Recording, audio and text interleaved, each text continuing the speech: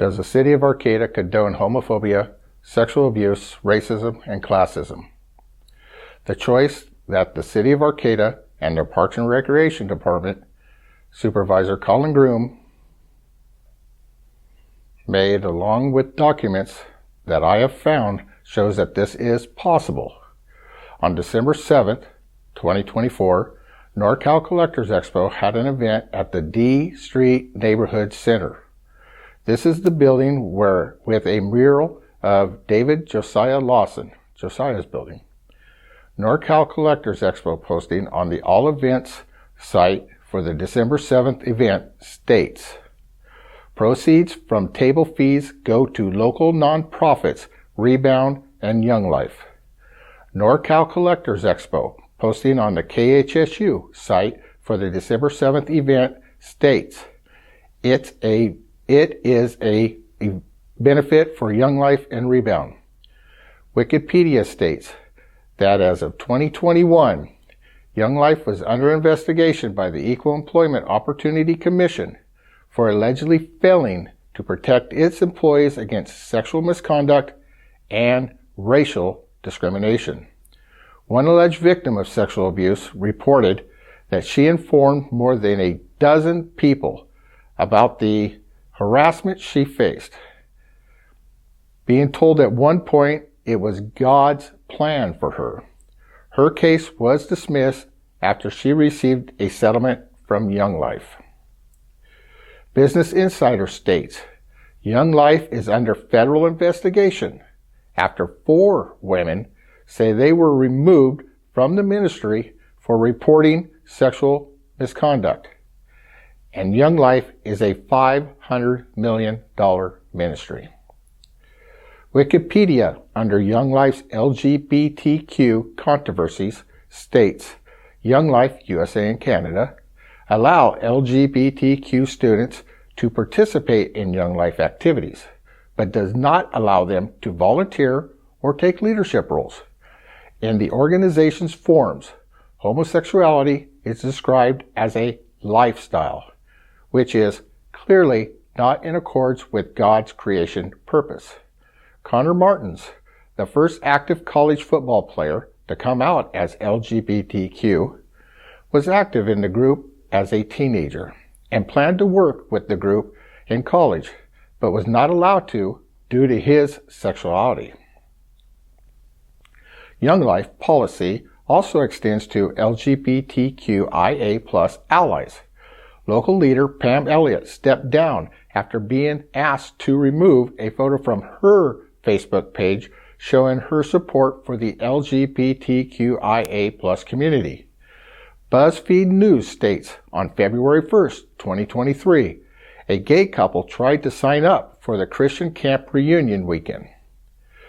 The anti-LGBTQ pushback they faced was the final straw, they said.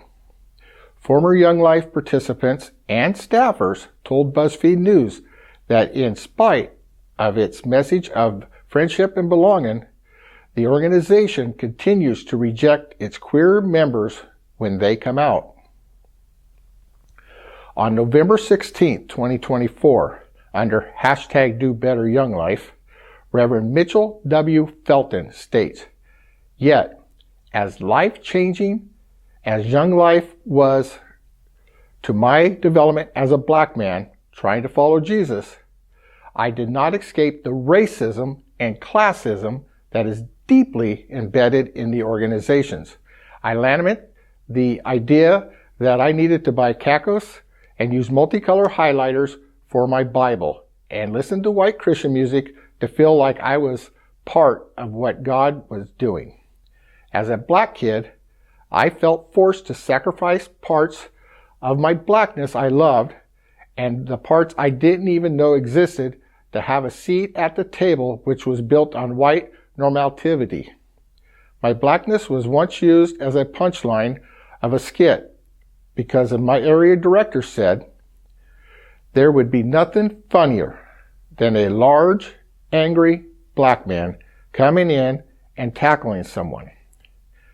Young Life's culture is toxic for black kids, and it needs to be reconciled. Reverend Mitchell continues saying, hashtag Do Better Young Life, has earned the right to be heard, exposing story after story as the plasmic wounds, traumas, and scars the organization's anti-LGBTQIA+ policies and its leaders have inflicted. These actions by Young Life are beyond shameful.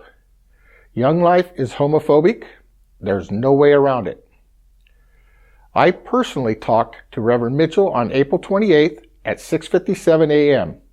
He stands behind every word he wrote, and he expressed to me that this was his experience at Young Life. NorCal Collectors Expo posting in the Lost Coast Outpost site for the December 7th, 2024 event states that this event is at the D Street Neighborhood Center, Josiah's building, and has the City of Arcata's Parks and Recreation as their point of contact. This is using the City of Arcata's tax dollars and city resources to promote this event. The City of Arcata Parks and Recreation Department was the point of contact for the NorCal Collectors Expo April 5th event too. Benjamin Funk is the founder of Rebound. Rebound is a dream maker project of the Ink People Center for the Arts, where Benjamin's wife, Gabrielle Gopineth, is the marketing director. NorCal Collectors Expo posting on the Redheaded Blackbelt site states, the show promoter as the Rain Delay Card Company. Benjamin Funk is the co-owner of this business.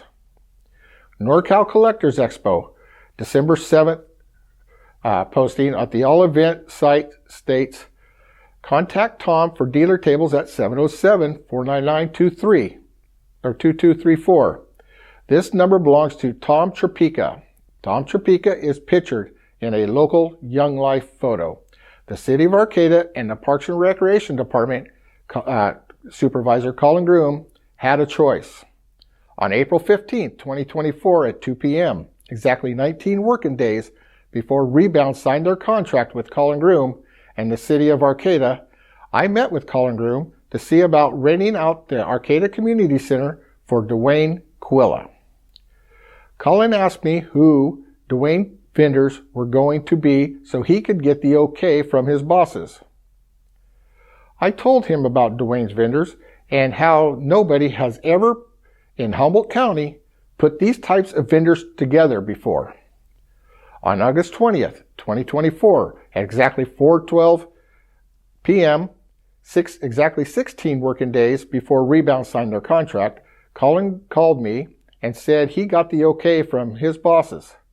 I asked Colin, do you still have Dwayne's phone number and email that I gave you at our first meeting? He said yes. I said, call him. I can't make any decisions for Dwayne. August 20th, 2024, 10:28 a.m., exactly 13 working days before Rebound signed their contract.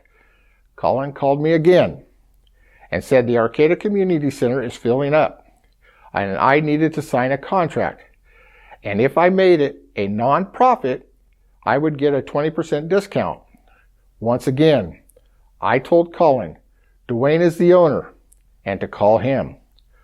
I also told Colin Dwayne's event was for profit, and Dwayne is local UROC and LGBTQ, and he had 2 local charities that we got from Marlette Grant Jackson of Cal Poly Humboldt. They were going to be 2 Feathers and Native Women's Collective. On August 27th, 2024, exactly 10 working days before Rebound signed their contract, I called Colin to set up a meeting between Colin and Dwayne for Friday, August 30th at 4 p.m. This is when Colin told me that this event isn't a good fit for the City of Arcata. I told Colin to tell Dwayne at this meeting. He agreed. August 30th, 4 p.m., exactly 7 working days before Rebound signed their contract. Dwayne and Colin had their meeting. My name is Dwayne Quilla, and I was a local business owner. I met with Colin on August 30th at the Parks and Recreation reception desk. I asked about renting a space at the recreation center. I confirmed that my events were to support potential businesses for Arcata. My event was very similar to the NorCal Collectors Expo. After our meeting, Cullen never contacted me again. When I realized that another event took place in December of 2024 and the proceeds benefited Young Life, I felt professionally and personally disrespected. As a local Native American and gay man, I understood what Young Life represents. A local reporter texted me what Cullen told him, and it states, he said he tried to reach out to Dwayne to fill out paperwork, and someone else approached him with an almost identical idea. Does the city of Arcata condone homophobia, racism, sexual abuse, and classism? Cullen Groom and the city of Arcata had choices. Arcata chose Rebound and Young Life. Young Life, who according to Wikipedia, was under investigation by the Equal Employment Opportunity Commission for allegedly failing to protect its employees against sexual misconduct and racial discrimination, as well as Young Life's anti-LGBTQ policies. This is in a building that has a mural of David Josiah Lawson on it. I'm not accusing any person, city, religion, charity, business, or any other entity of anything illegal. I went to the December 7th NorCal Collectors Expo event. I took a picture of show promoter Benjamin Funk the moment he saw me. Is a picture worth 1,000 words?